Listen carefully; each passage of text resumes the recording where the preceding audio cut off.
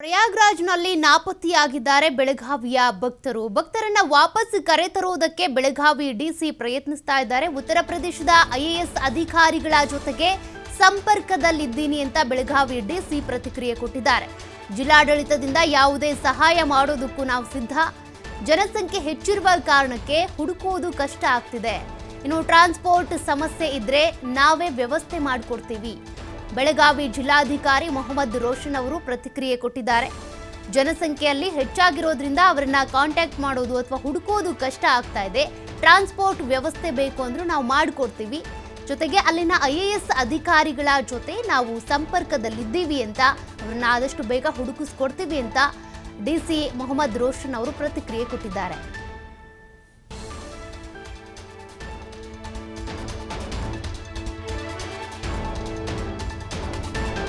ರಾಜ್ಯದಲ್ಲಿ ಬೆಳಗಾವಿ ಜಿಲ್ಲೆಗೆ ಸೇರುವಂಥ ಒಂದು 30 ಜನದು ಒಂದು ಸುದ್ದಿ ನಮಗೆ ಬಂದಿದೆ. ಅದನ್ನು ನಾವು ಕ್ರಾಸ್ ವೆರಿಫೈ ಮಾಡ್ತಾ ಇದ್ದೀವಿ.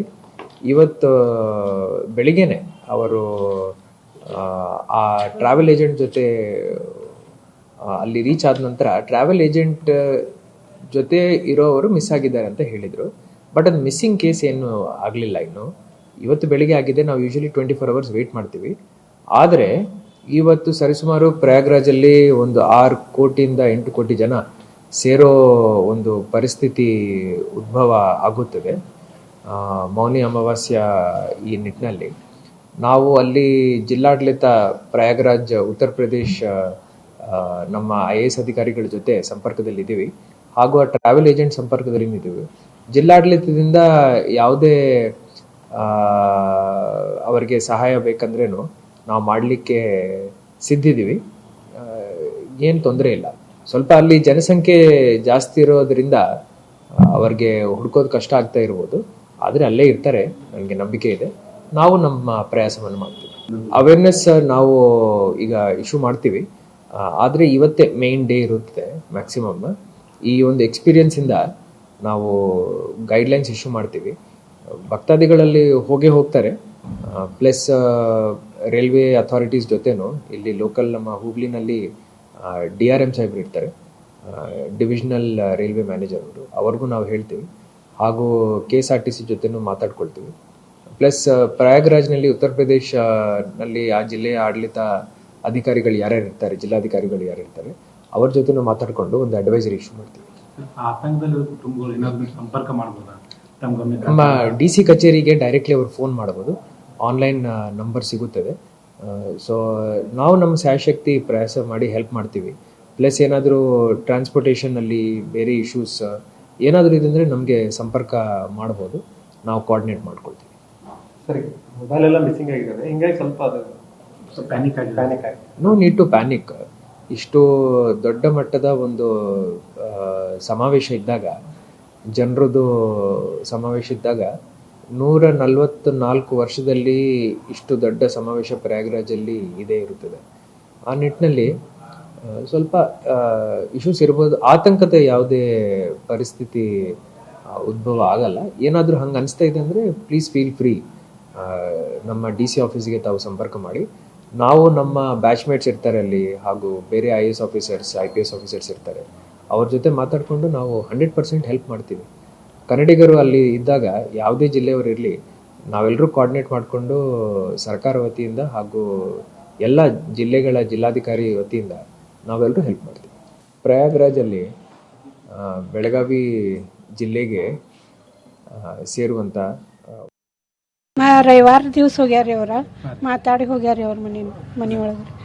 ಮತ್ತು ಫೋನ್ ಚಾಲೂ ಐತ್ರಿ, ಹಂಗೆ ಮಾತಾಡ್ತಾರ್ರಿ. ಖರೆ ಏನಾಗೈತೆ ಅಲ್ಲಿ ನಮ್ಗೆ ಗುರ್ತಿಲ್ಲ. ನಮ್ಗೆ TV ಒಳಗೆ ನೋಡಿದ್ವಿ ರೀ, ನಮ್ಗೆ ಭಯ ಅನ್ನಿಸ್ತೀವ್ರಿ. ಖರೆ ಇವ್ರೇ ಅಂತ ನಮ್ಗೆ ಗುರ್ತಿಲ್ಲ, ನಮ್ಮ ಮನೆಯವ್ರಂತ. ಆರಾಮ್ ಅದಾರ ಅಂತ ಫೋನ್ ಮಾಡ್ಯಾರ. ಈಗ ಮತ್ತೆ ಬೇರೆ ಹಾಸ್ಪಿಟಲ್ಗೆ ಹೋಗ್ತಾರೆ.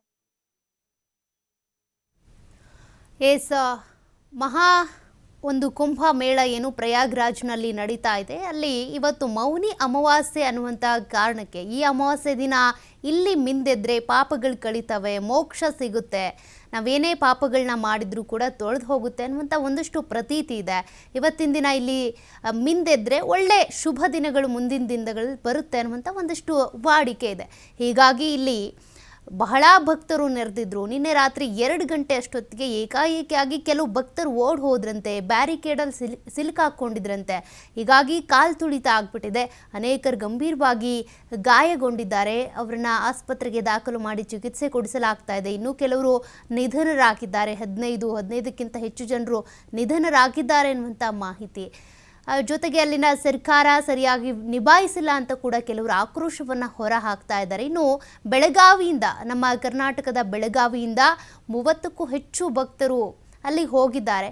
ಅದರಲ್ಲಿ 4 ಮಿಸ್ಸಿಂಗ್ ಆಗಿದ್ದಾರೆ ಅಂದರೆ ಎಲ್ಲೋ ಮಿಸ್ ಆಗಿದ್ದಾರೆ. ಅವ್ರ ಜೊತೆಗೆ ಯಾರ್ಯಾರು ಬಂದಿದ್ರಲ್ಲ ಅವ್ರ ಜೊತೆಲಿಲ್ಲ, ಅವರು ಎಲ್ಲೋ ಸಂಪರ್ಕ ತಪ್ಪು ಹೋಗಿದೆ. ಈಗ ಟ್ರಾವೆಲ್ ಏಜೆನ್ಸಿ ಅವ್ರನ್ನ ಕಾಂಟ್ಯಾಕ್ಟ್ ಮಾಡಬೇಕಾಗುತ್ತೆ. ಜೊತೆಗೆ DC ಮೊಹಮ್ಮದ್ ರೋಷನ್ ಅವರು ಕೂಡ ಪ್ರತಿಕ್ರಿಯೆ ಕೊಟ್ಟರು. ನಾವು ಅಲ್ಲಿನ IAS ಅಧಿಕಾರಿಗಳ ಜೊತೆಗೆ ಸಂಪರ್ಕದಲ್ಲಿ ಇರ್ತೀವಿ, ಹುಡುಕಿಸ್ಕೊಡ್ತಾರೆ ಎಲ್ಲೇ ಇದ್ದರೂ ಕೂಡ. ಈಗ ಅಪಾರವಾದಂಥ ಜನಸಂಖ್ಯೆ ಇದೆ, ಒಂದು 10 ಕೋಟಿ ಜನಸಂಖ್ಯೆ ಅಲ್ಲಿರೋದು. ಈಗ 3ರಿಂದ 3.5 ಕೋಟಿ ಜನರು ಮಾತ್ರ ಪುಣ್ಯ ಸ್ನಾನದಲ್ಲಿ ಮಿಂದೆದ್ದಿರೋದು. ಇನ್ನೂ 7 ಕೋಟಿ ಜನರು ಅಲ್ಲಿ ಮಿಂದೇಳಬೇಕು ಅಂತ ಕಾಯ್ತಿದ್ದಾರೆ. ಇಂತಹ ದೊಡ್ಡ ಸರತಿ ಸಾಲಿದ್ದಾಗ ಆಗಿರುವಂಥ ದುರ್ಘಟನೆ ಇದು. कितने लोग तब गए थे? उधर में तो बहु आदमी 100 का ऊपर ऐसे ही हो गया, हॉस्पिटल में चला गया। नहीं अभी गया 100 का ऊपर। बैकग्राउंड में से प्रशासन कुछ भी नहीं किया। इतना टाइम से CRP को बुलाया, पुलिस को बुलाया, कोई भी नहीं आया। 20 आदमी गिर गया उसके ऊपर। उसका डायबिटीज है, डायबिटीज नील हो गया, हाई प्रेशर भी है। कितना 3 घंटे बाद में पुलिस आया, मेघालय से आया। हम रुका तो कौन रुके। कितने लोग तब गए थे? उधर में तो बहु आदमी 100 का ऊपर ऐसे ही हो गया, हॉस्पिटल में चला गया। नहीं अभी गया 100 का ऊपर। हम कर्नाटक से बेलगाम से आए हैं। क्या हुआ? कुछ नहीं, हम जा रहे थे, कहाँ से लोग आए, उल्टा पीछे से घुमा के ले गए। उतना गर्दी था और अपोजिट इसमें खंबा था, उस खंबा के पास ही सभी लोग फंस गए। आप लोग कहाँ से आए थे? कितने लोग थे? कम से कम हम 9 लोग थे। बोले तो ग्रुप करके अपने आप कैसे इधर आके देखने के लिए आए थे। इधर कहाँ से आप आए थे? कर्नाटक से। कितने लोग आपके साथ बिछे? 60 लोग आए 2 बस का। तो अभी कितने लोग बचे हैं? बचे नहीं है। मतलब कितने लोग आपसे मुलाकात हुई, कितने लोग बिछड़े हैं आपसे? बिछड़े बोले तो 5 लोग बिछड़े। कहाँ पे गए वो पता नहीं है। इधर हॉस्पिटल में हमको लेकर आए, एम्बुलेंस में लेकर आए। इधर किसी जो ICU में वहाँ है इधर करके बोल। तो आप अपने परिजनों से या जो आपके साथी थे उनसे आपकी मुलाकात हुई? हुआ तो मगर उसी टाइम को ये नहीं हुआ था, वो बेहोश थे।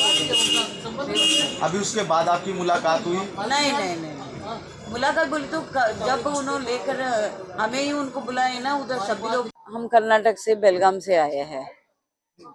क्या हुआ? कुछ नहीं, हम जा रहे थे, कहाँ से लोग आए, उल्टा पीछे से घुमा के ले गए। उतना गर्दी था और अपोजिट इसमें खंबा था, उस खंबा के पास ही